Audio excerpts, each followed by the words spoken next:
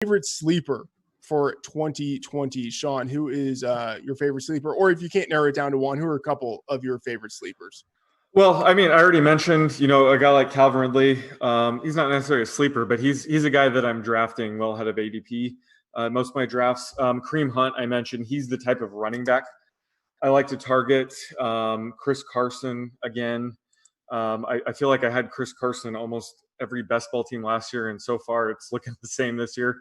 Off the top of my head, I'm trying to think of some wide receivers. I think Michael Gallup, his stock's going down a bit with the addition of CeeDee Lamb. So I found that, buying that dip on Gallup has been something I've been doing in best ball.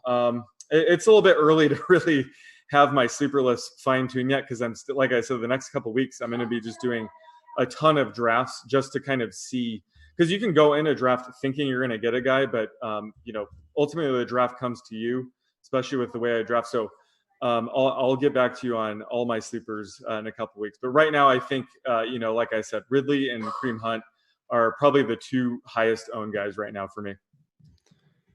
Raybon, I want to ask you this question. Who is your one of your favorite sleepers for the upcoming season?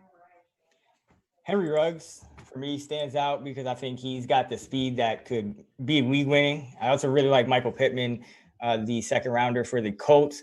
I think Tyler Boyd is another guy who's going to be slept on, but he's going to still run a lot of routes in the slot, and he's getting an upgrade at quarterback.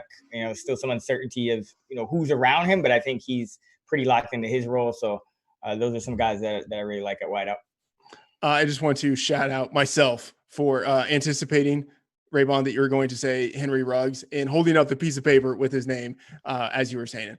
Henry Ruggs, yes, I'm with you there. One of my favorite sleepers. I mean, it's hard to call a wide receiver from Alabama who is drafted in the first round a sleeper, but yeah, I mean, I'm with you there in that some casual players aren't really going to be on him, and people just kind of aren't going to be thinking about rookies and stuff like that. So yeah, going outside of the top 40 in a lot of leagues for wide receivers, I like him definitely to return